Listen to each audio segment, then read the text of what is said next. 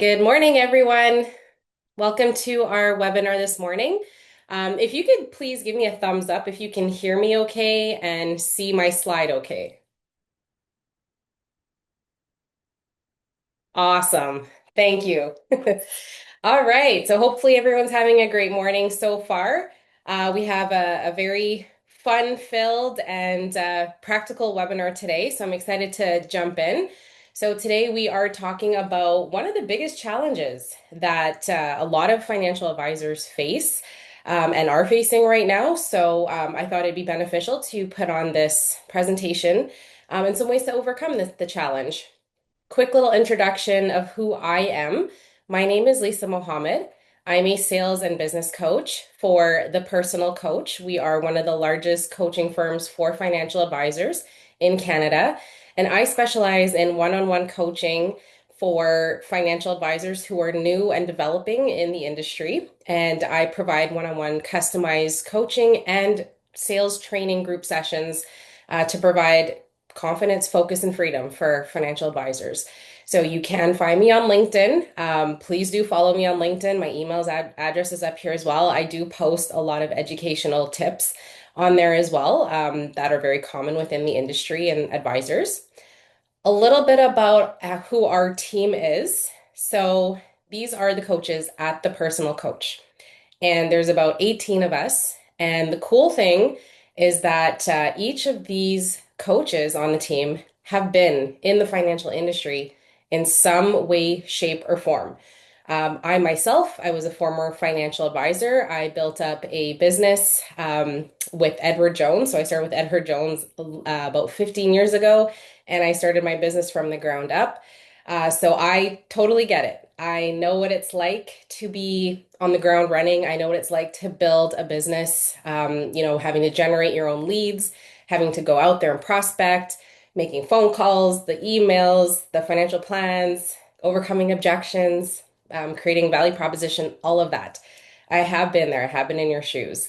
And after I did that for about 5 years, I ended up selling my business and I came over to my husband actually got I'm situated in Canada, born and raised in Winnipeg, and my husband got a job transfer here in Regina, Saskatchewan. So this is where we are now. Ended up selling my business in Winnipeg and came over here and was a bank manager for many years and ended up coaching over 700 advisors across Canada for the bank. And that's where I really, got my passion for coaching and helping advisors.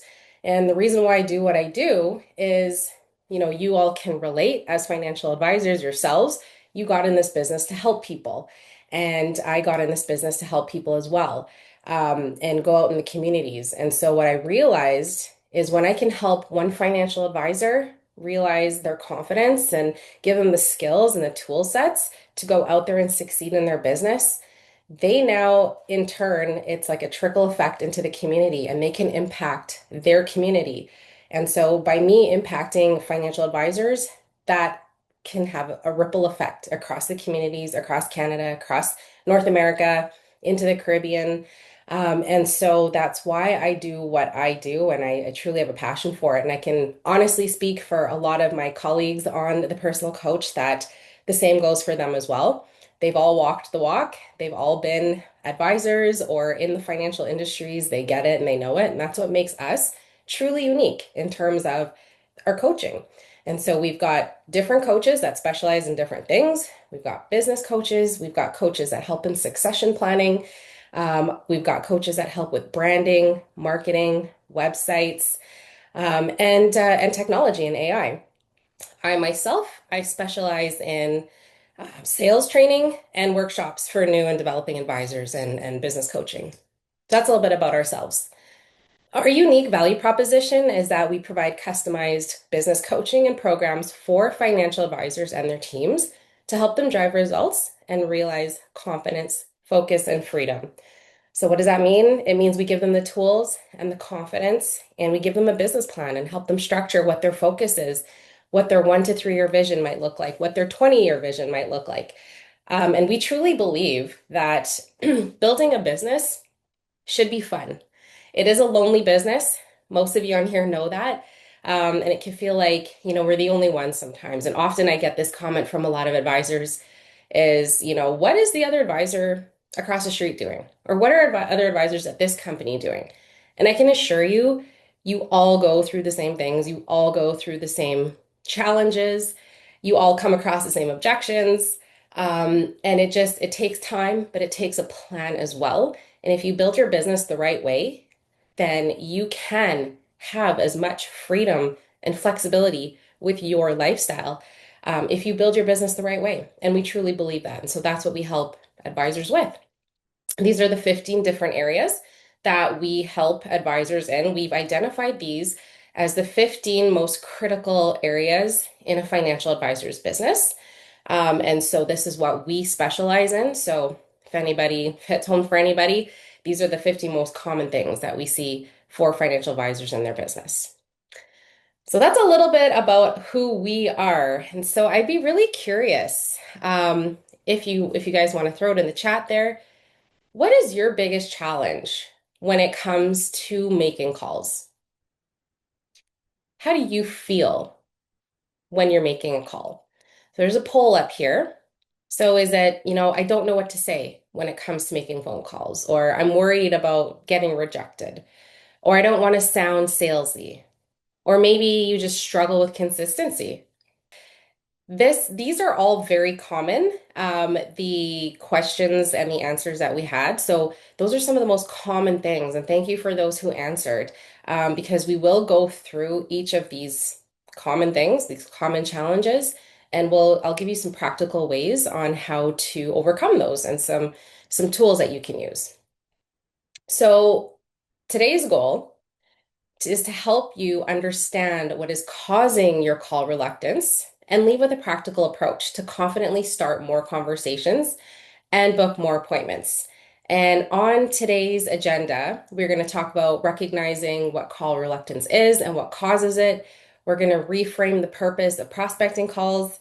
We're going to talk about how to guide those conversations on your phone calls, help build confidence through practical strategies that you can use, and then a little bit of a challenge to give you when you walk away today and how you can implement some of these things we talk about going forward today. So, who here has blocked time? Show of thumbs up. Who's blocked time in their calendar to make their calls only to suddenly find that you like have 10 other things that feel more urgent? Who here? I know I felt like that. Yeah. I hear you, Zoe. All of a sudden the desk looks messy. I need to rearrange things around me, maybe go for coffee. And I can tell you, as a former advisor, there were days when organizing my desk felt way more productive than making prospecting calls. So why? Like, why do we come across this feeling? And throwing it out to the group, feel free to put in the chat. How do you feel when you're about to make a call or know that call hour is coming up? I know I used to get butterflies. I used to get a little bit anxiety. Like, I'll be honest, I got a little bit of anxiety, a little nervousness, especially when I was just starting out. But call reluctance, what it really is, it's a psychological condition that can cause anxiety about calling potential customers or leads. And it's often experienced when starting new relationships with potential clients, could be when you're making cold calling. I've had advisors comment even with their current leads list or current clients that they experience this.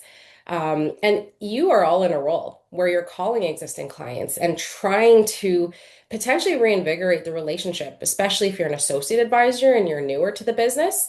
You're calling on reviewing portfolios, seeing if there's other opportunities. You might be calling leads and prospects for your senior advisor. And I can tell you, that you don't have to be a new advisor to experience this. Even most experienced advisors go through this as well. So this is what like call reluctance can look like. And I'm sure, who here has done any of these things when they're about to pick up the phone? I can't be the only one. Zoe can't be the only one that experience any of these here. And so why do we feel this? Like, we know what it is, we know we have to do it, but why? Why do we feel this? And call reluctance really does happen when we don't know what the response is going to be, or maybe we don't want to bother or disturb the client, and we don't maybe want to seem pushy. I know sometimes we don't want to pick up a call out of the blue ourselves. Like if I get a phone call, sometimes I look at that and I said, you know what, this is not the right time for you to be calling, right? And so we kind of project that on the other people that we might be calling. There are lots of different reasons, but a few of the things that we often see is the fear of not knowing what the other person might say, right? A fear of rejection, maybe. What if they ask you, why are you calling? Do you have an answer for that? Or maybe you call in and they say, you know what, everything's totally fine. So then where do you go from there? Okay. Or maybe you've had a rude response before and then it just, shies you away from making other calls. And because of this, we often do procrastinate. Maybe we do put it to the end of the day, and we maybe put it together with other things that might not be as productive. On the flip side of that coin, too, I've actually worked with advisors who have a fear of success. Kind of sounds silly, but it's true, right? They're worried about getting too busy, or sometimes it's a mental limiting belief that they have in themselves that, I don't think I can book these appointments. There's all different things across the board. But I do have to let you know, you don't have to wait until everything is perfect to make successful calls. Hopefully what I'm about to say today will give you a bit of relief because what we typically see with successful advisors is that they're consistent. That's the key word there, okay? They don't wait for things to be perfect. They don't wait to, think about, what if this person says this? They're just consistent with their outreach, and anyone can do that. And that's what makes them successful.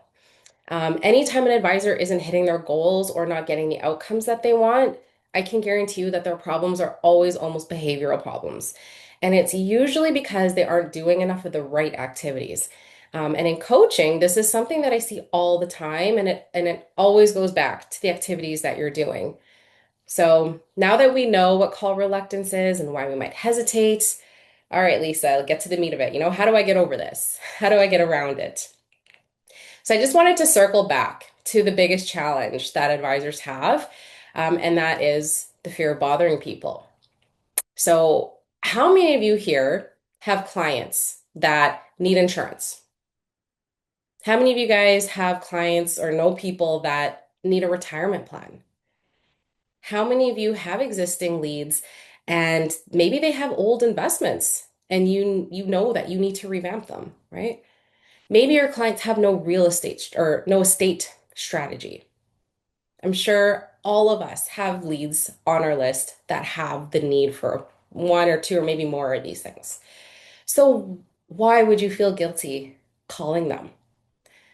Analogy I like to use, if your dentist found a cavity and didn't call you because they didn't want to bother you, you would probably find a new dentist, right?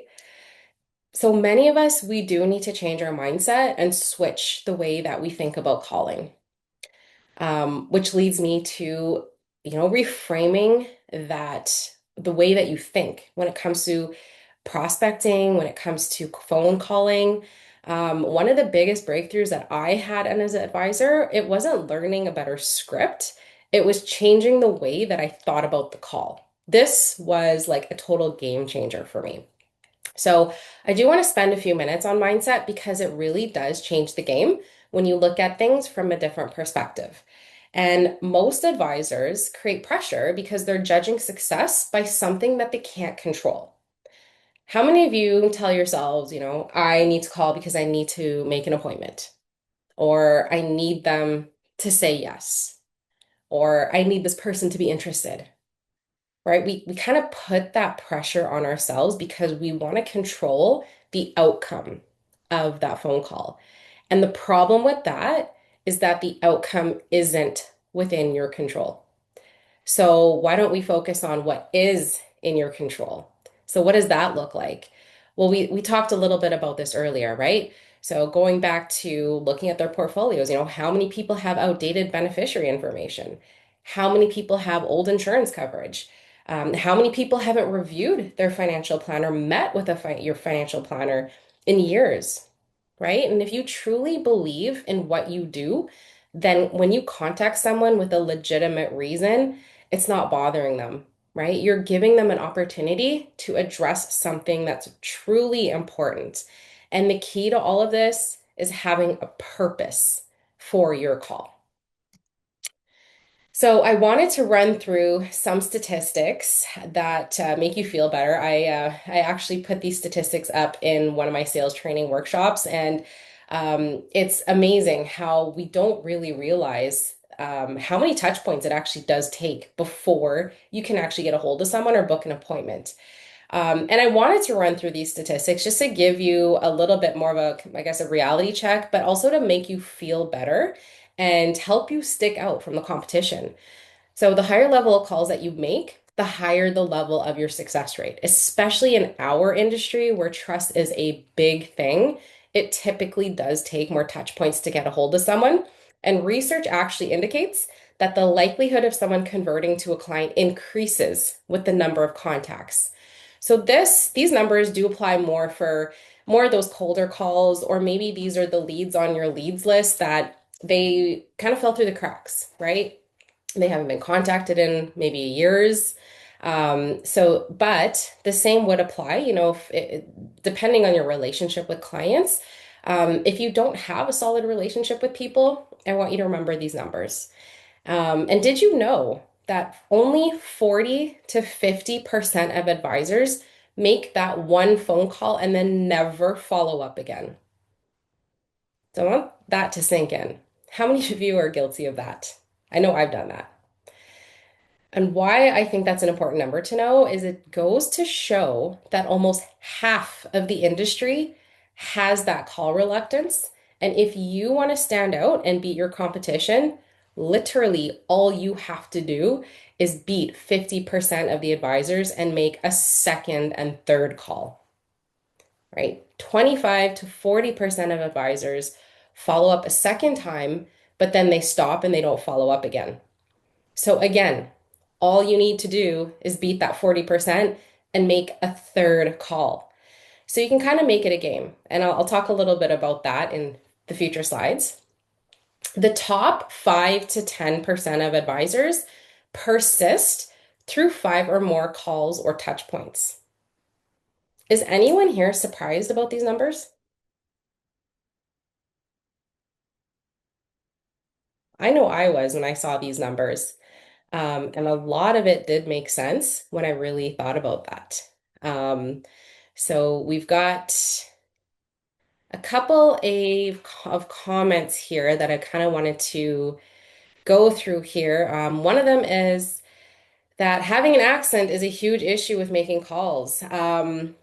Yeah, so that is very common because especially, with diversity that we have here. Does anyone have any ways to get around that? Anyone care to share? Throw it in the chat group if anyone's got any tips there. What I can say about that, my comment there would be to really take your time and just speak slowly and try to be as clear as you can. But I find that when you talk slow, um, that people tend to understand you a little bit better. And yeah, so if there's any other comments on that, that would be my piece of advice. Definitely is a challenge for sure. I think we all probably have our unique challenges, but thanks for that comment. And yeah, Zoe, you don't get attached to the outcome. And I will talk a little bit about that as well. So great comment there. But when we go back to the numbers here, right? We have a saying in this industry, and it was kind of my motto when I was out there prospecting, but it's about being patient and professionally persistent, right? You're not stalking your clients, you're not being pushy, but it's about keeping it professional and persistent. And I'm going to share more material on how to do that. I've had advisors ask me too, I struggle with the difference between being persistent and annoying. Like, what is that fine line there? So, how do you deal with that? Right? And it all comes down to, again, why are you calling? What is the purpose and the benefit? And I'm going to go through that a little bit more in the following slides here to give you a little bit more of an idea of what I mean by that. So, with every great client conversation follows a structure. And for those who know me, know that I truly believe in structure and processes and systems when it comes to whatever you're doing in your business. And client conversations are they they still follow a structure, whether you realize it or not. And when you control the structure, you control the outcome. Okay, and that's the kind of the point that I was leading to. So you always want to have a purpose. So why are you calling? So for example, hi, Mr. Client, it's Lisa from XYZ company, and I wanted to connect with you because I've been working with a number of clients on their financial plans. And I thought it would be valuable for us to have a conversation about your situation. Okay, that's kind of your opening. Then the benefit. So what's in it for them? People don't care why you're calling. They want to know what's in it for me. Like, why are you calling me? Right? And so, an example of that could look like, in our meeting, we can discuss the specific benefits or strategies to optimize your portfolio. Okay, so I want you guys to think about, okay, what is it that you noticed in that person's portfolio? So maybe their insurance policy is outdated, right? So, when we meet Mr. Customer, we can discuss the current insurance plan that you have and why it might not be meeting your needs now, right? Something like that. Maybe you want to look at, let's look at optimizing your portfolio, looking at ways to reduce that risk, opportunities to enhance your returns or some tax efficient strategies, et cetera. You guys get the point, right? So my goal is, make sure you're positioned to take advantage of what is going on with that client's portfolio and what's in it for them because they always want to know, why should I come take time out to meet with you? And then you want to check. So this is where you confirm their interest and set their meeting. So what that might look like, would you be open to a 30-minute conversation next week to go over this? I'm available on Tuesday at 3 or Thursday at 9 a.m., right? What works best for you? So if they hesitate, right? They hesitate to meet with you. You want to be able to handle those objections by reinforcing the value again. So I understand you're busy, and that's exactly why I wanted to make this as efficient as possible. And we can keep a short conversation that could provide some insights that benefit your financial plan long term. Would Wednesday at 5 work better for you? And offer an alternative time. So we've got another comment here. Zoe, you said you've helped out other people with his similar situation with. What again? Sorry. So sorry, I don't understand that question, Zoe. I don't know if you want to rewrite that there or, but I can definitely circle back to that.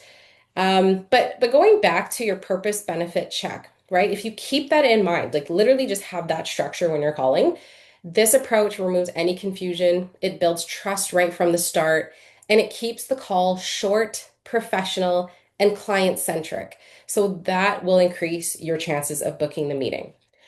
So what does advancing look like? Okay, so um, when you're in the call, you want to make sure you're connecting with the client. So that could be things like, how have things been since we last spoke or since you last met with so and so advisor? Or I know you mentioned the last time we talked. So the point there is that you're making it personal and not transactional.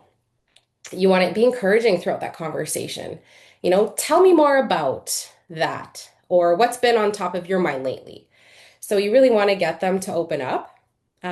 Questioning, you're trying to uncover their needs. You're not guessing, you're not making assumptions, right? So you could ask them, like, what are you hoping to accomplish right now? Or what concerns do you have? You know, and then confirming. So this builds trust and it also shows that you're listening. So saying things like, okay, so what I'm hearing is, or it sounds like your main priority is this, right? And then providing. And this is where you bring your expertise, so based on what you said, client, here's what I would suggest. Or, what I typically see in this situation is this. So using this frame, and you can absolutely take a screenshot of this, using this frame helps you guide guide the conversation in a structured way so that you don't get lost and then you're not sure what to say. So no matter what they throw at you, you have this and okay, this is the next step. This is how I answered that. So to think about it really simply, before every call, ask yourself, okay, why am I making this call? What's the purpose of this call? And what's the next step that I want? And if you can't answer that, then 100% that call is going to be unclear. The other thing that you want to do is keep your end goal in mind. So, in other words, why are you calling this person, right? And ultimately, it's not to book the meeting. Or sorry, it is to book the meeting. So, when you pick up that phone, the point really is not to earn the trust here. That will happen when you meet them, okay? Really what you're doing is you're selling the appointment. So think about it from the viewpoint of that client or that lead.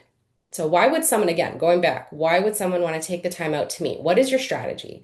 And that's where the purpose of the call comes in. So is it the portfolio review? Are you inviting them for an event, lunch, or a webinar, right? Do you see something in their portfolio that needs attention? A really good exercise that I get my advisors to go through is think about the last person that you called. Okay, go back to your clients or your leads that you have and think about the last person that you called. What life changes do you think that they might be experiencing? So, a couple things you want to look at is their age, their profile, does their portfolio with you make sense? So, for example, if they're 45 and they don't have much in retirement savings, or you don't see any life insurance, that's a big red flag, right? And based on the reason of your call, that could determine the level of outreaches and the importance of your contacts to that person. So, when your prospect or client starts to ask questions, so let's say you call them, they start asking questions during that call, that's a green flag. I call that a green flag because this is a great opportunity to let them know, hey, great questions. Let's book a time where we can actually go through that. So too many times I've seen advisors, I've been guilty about this as well, is that when the client starts to talk, make conversation back, ask questions, you now get stuck on that phone for the next 20, 30 minutes answering these questions with them and going back and forth. And often it doesn't result in an appointment because you've literally just kind of gave them all the answers right there and then, right? But the other side to that as well is that it's very time consuming to get stuck on a call and tiring, not to mention, right? When you're in a call with somebody for 20 minutes and then you still have like 10 other people that you gotta bang out calls to, it can get, it's not the most effective way and it can tire you out. And so I always say, block off some time, like whether that's an hour every single day. And I want to run through those numbers and what that looks like in a little bit as well. But you want to block some time off in your day to create calls and have a goal of maybe I'm making 10 calls in this 1 hour. So keeping that in mind, you really don't want to get stuck on a phone call. You want to keep it as short and effective as possible to either move them to the next step or to book that appointment. And one of the things that I do is I help my clients, so advisors, create their ideal week, and we block time off specifically for client outreach. And this time is very strategic based on what calls they're making, the location, the type of clients that they have. But this time is really just dedicated to calling or contacting prospects and clients. And you really don't want to waste time speaking with someone for more than 5 minutes.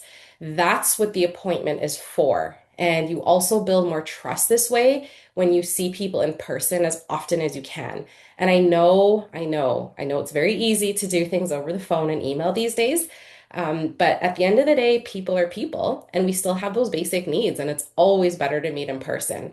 And that's how you will build and maintain those relationships over the long term.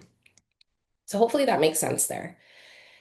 You want to tell yourself that you're going to do only 5 minutes of calling. So here's a contact strategy to reduce your call reluctance. Anyone can do anything for 5 minutes, but you'll see how fast you'll pick up momentum and keep going. You're not going to stop at 5 minutes, but if you mentally say, you know what, I'm just going to start at 5 minutes and then I feel good, I guarantee you after you make that first and second call, you're going to want to keep going. Many advisors, I've seen this too, where they go into calling with the mentality of, I need to book an appointment. I need them to be interested. I need this call to work. And that's a lot of pressure for that phone call. And like I said earlier, right, you can't control the outcome of your call, but you can control how many calls you make, how many people you attempt to contact, how consistent you are. So change your goal up and say, okay, I need to make 25 calls today.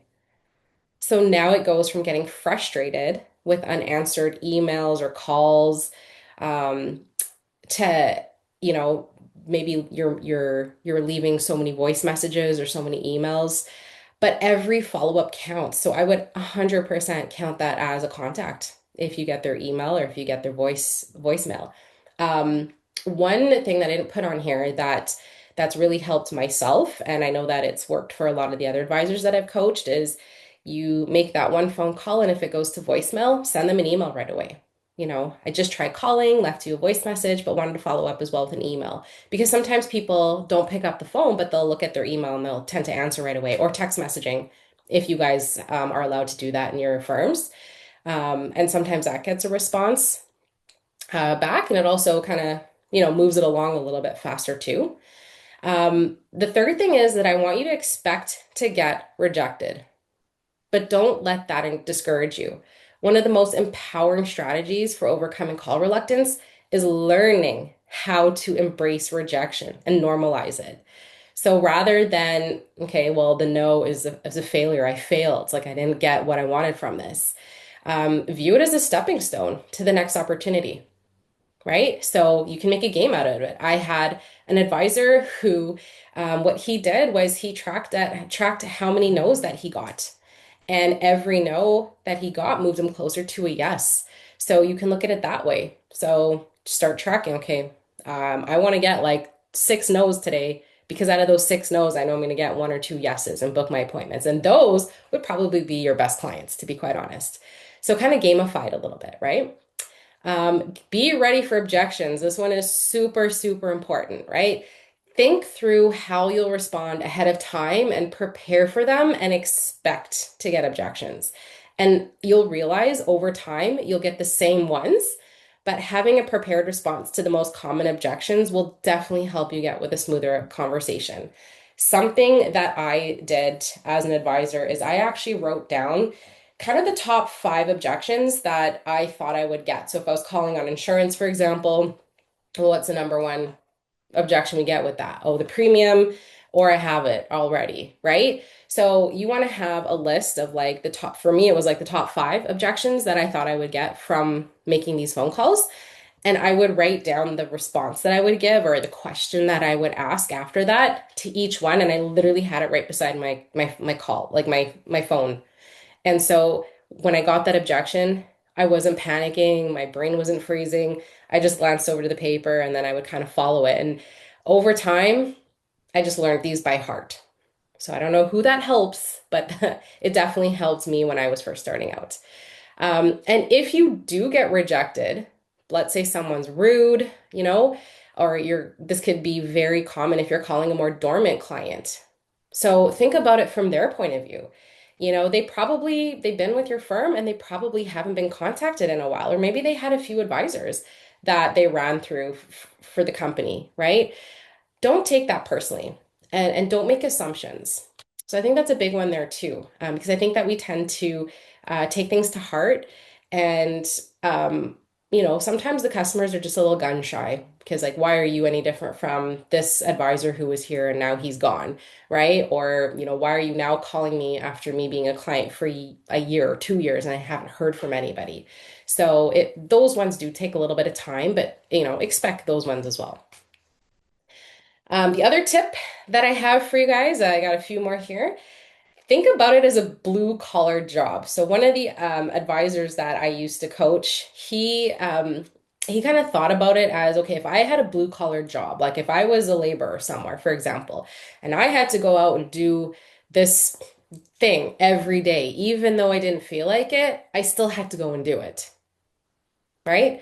So it doesn't matter what industry you're in, there's always something that you don't want to do. But if you think about it as a blue collar job, like it's part of my job description, I have to do it.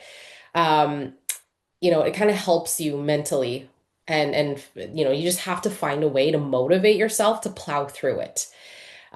Making those calls, like I said earlier, make them short and focused. They are way more effective than long and unfocused phone calls. Don't waste time, get to the point of the call. I see this a lot with advisors. They will spend too much time on small talk, and honestly, like no one has time for that. Right? So you think about yourself. If your phone rings and somebody's calling you out of the blue and they start making small talk, what's going on in the back of your head? You're probably like, okay, why are you calling? Right? So your client is probably thinking the same thing. So you want to respect their time.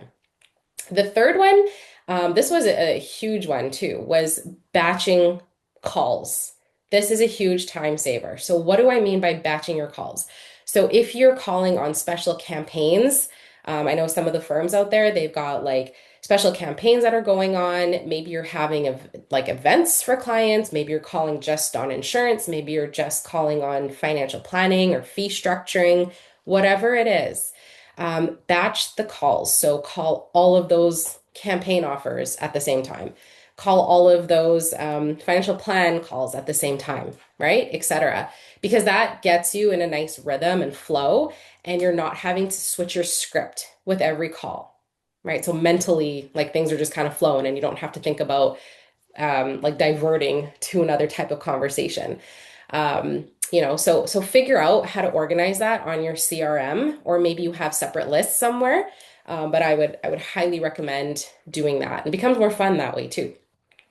Communicate like normal human beings, please. So I know we tend to talk a lot in financial advice jargon and use acronyms or kind of, even portfolio, like even something that we think as simple as that, a lot of people might not know what that is, right? So just avoid that industry jargon and use language that your clients will understand. Keep it simple, keep it relatable. If they don't understand you, they're definitely not going to come in for a meeting. Right. And a thing that I see from advisors and something that worked was, matching how you communicate to the client's personality. So if you see that they're a professional, talk a little bit more professional. Or if you know that this person's more laid back, for example, you talk more laid back. If it's a person that's more analytical, maybe you structure your conversation to be more numbers focused, right? And this is easier to do once you've already had a conversation or you know them. But listen to how they speak on the phone and kind of match their tone, right? That's a psychological tip there.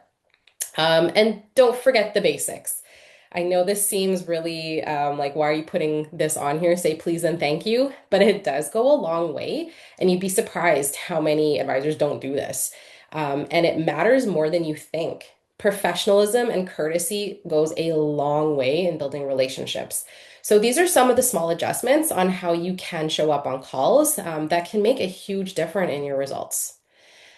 Um, some ways that you can make your call hour more enjoyable. So I do find that booking time, even a separate place to make the calls work. So I actually used to, when it was my call hour, I would go into a completely different office. So that was like my call time room. And I had everything set up there. No one knew where to find me. I couldn't be bothered, right? They just didn't know where I was, or they knew, okay, Lisa's not in her office. She's in this office. So don't bother her. She's making her calls. And it was just, I don't know, just mentally, it just helped me a little bit more. And if you find that you're procrastinating, there's a really good book by Brian Tracy. Not sure if you've heard of him before, but he's like the sales guru, and it's called Eat That Frog. So this is a really good book for getting over procrastination. And I actually think it's Mark Twain who actually said this. If you had to get up every morning and eat a live frog, the best thing to do would be eat it right away and just get it over first thing in the morning. So the analogy there is like, if calls are like your least favorite thing to do, just do it right away in the morning and just get it over with, right? I know one financial advisor that even got a ceramic coffee cup of a frog and put it on her desk to remind her every day. So yeah, that was that's just a little cool tip there. The second thing is that energy is a huge thing, and it does come through on the phone. So standing up while making calls, it gives you that extra energy and confidence that can really come out in your tone of voice. And smiling can also be heard over the phone. I know it sounds corny, but when you call, smile because it does make a difference in the tone of voice. You can get a headset or a Bluetooth. You don't have to have them, actually, don't have them on speakerphone, because that is a good way to break trust, right? If they're hearing other people in the background, or it could be a confidential conversation. Be ready for objections, like I talked about, and think about how you respond to them ahead of time and prepare for that. Have your value proposition ready. So this one's an important one. So your unique value proposition. So this could be like your version of your elevator pitch, for example. Especially for those people who don't know you and what you do, you really want to be clear on who you are, why you're calling, where you're calling from, and again, what is the benefit to them. So turn off, the other thing is to turn off email notifications, turn your phone on silent, close all office doors, eliminate any distractions. And we actually worked with an advisor, like when we talk about gamifying it, he had a sticky note to track. So he would be putting check marks for every call or outreach that he made, and he would make it a game. And he would tell himself, I'm not going home until I make my 6 check marks for an example, right? I had another advisor that I worked with who he'd have a certain number of appointment bookings for the following weeks. And by Thursday, if he didn't make that number or that goal, he'd actually stay late on that Thursday and he'd make the calls until he had that number. Another advisor I worked with gave herself rewards, right? So if she hit her call number, she would go and buy herself her favorite coffee from her favorite coffee shop the next morning. So you get the point, but make it fun and reward yourself, right? And you can also find someone in your firm or even outside if you have a mentor to hold you accountable when making your calls. So someone you have to report back to, what your call numbers are, or maybe someone who's actually doing it with you at the same time. So I know when I was working as an advisor, I had an accountability partner, and we would actually make our calls and prospecting at the same exact time. And we'd check in a half an hour and we check back in with each other again in an hour. And it was just a little bit more fun knowing somebody else was out there doing it with you. I know we're coming up to time here, but I really just want to quickly talk about some other strategies when calling. If you want consistent results, you need a consistent contact strategy, and it's not always about working harder. It's about working intentionally. So this is why it's important to know your market and who you're calling. Are they middle class working people who might be easier to get in touch with in the late afternoon or evening? Are they shift workers like doctors who you might want to change up the times that you call them? Right? So always look at who are you calling. Set a weekly appointment goal. So let's say you have a goal to have 10 meetings a week. So break it down. How many phone calls and contacts do you need to make in a week? From those calls and contacts, how many people do you actually need to get a hold of? So how many of those agree to a meeting?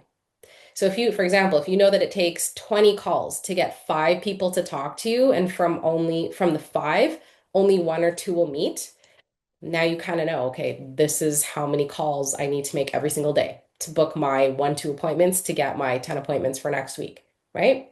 Change up the time of day when you're making calls. So don't have your call time set to 10 a.m. every single day.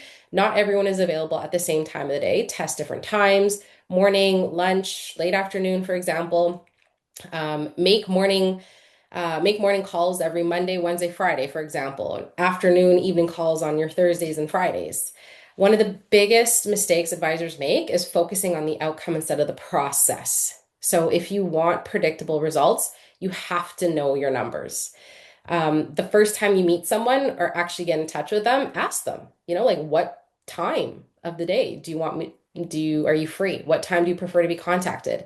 So that kind of eliminates some of the phone tag as well, right? And you can start to look at patterns based on who you're contacting, and who's on your leads list.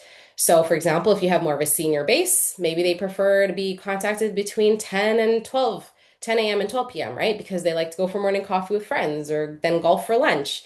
Maybe you have farmers and they prefer to meet in November, December when harvesting a crop preparation is finished, etc. You get the point, right?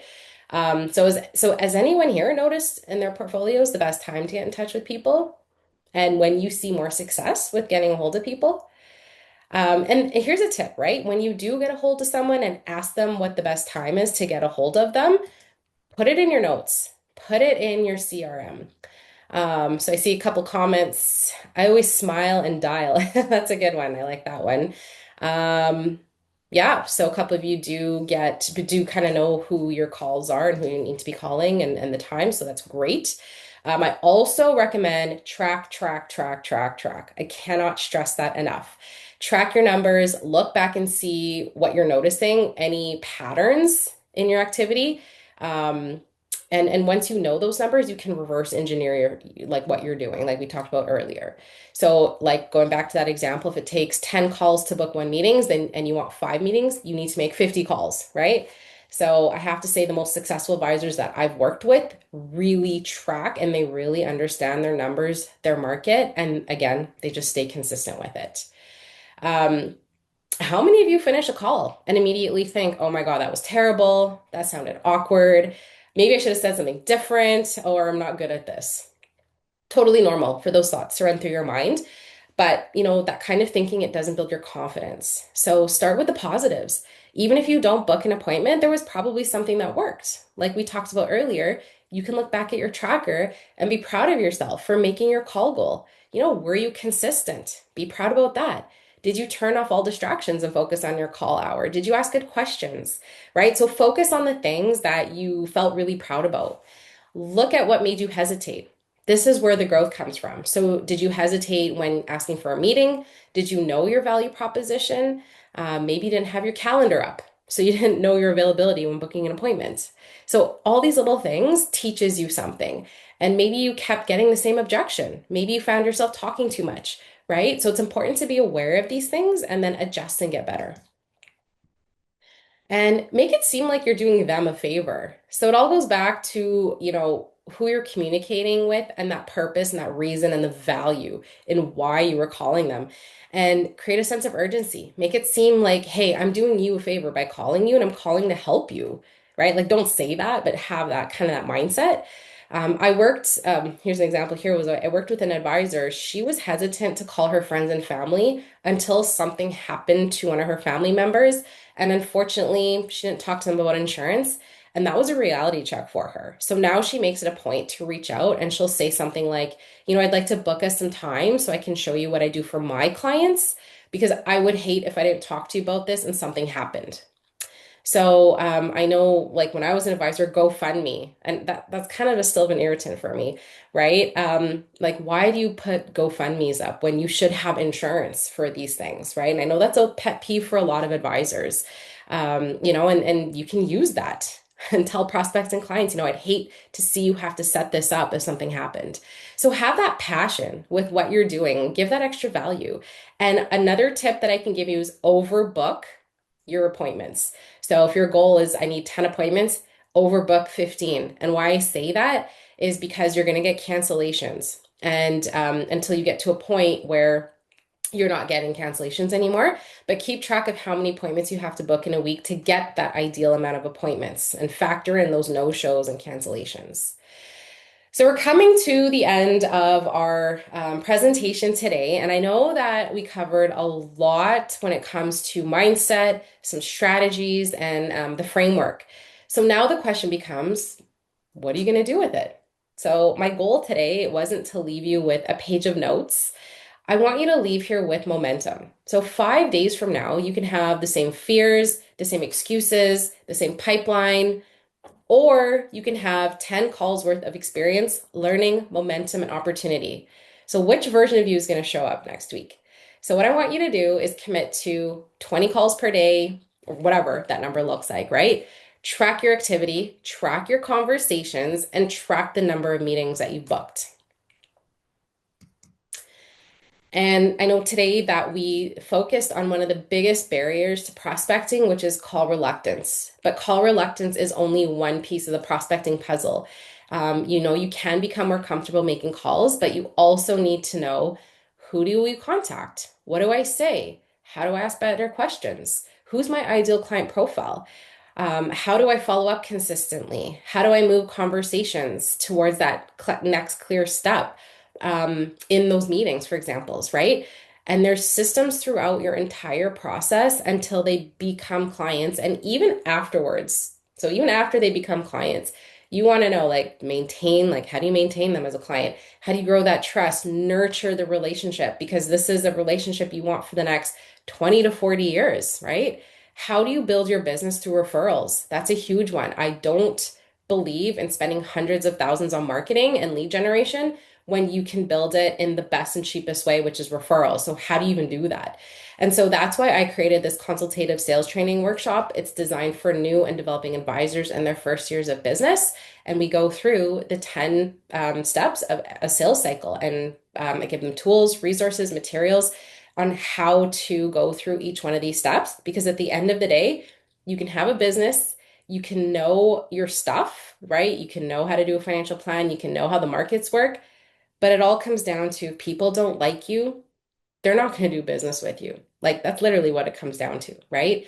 And there are processes on how to do that. So, if you want more information, feel free to scan the barcode for more information on that. But on that note, everyone, thank you so much for joining. If you have any questions, feel free. I'm on LinkedIn, Lisa Mohammed, or you can email me at Lisa Mohammed at thepersonalcoach.ca, and I'd love to continue the conversation that way. So thank you all again, and good luck with the calls, and have a great rest of your week, everyone.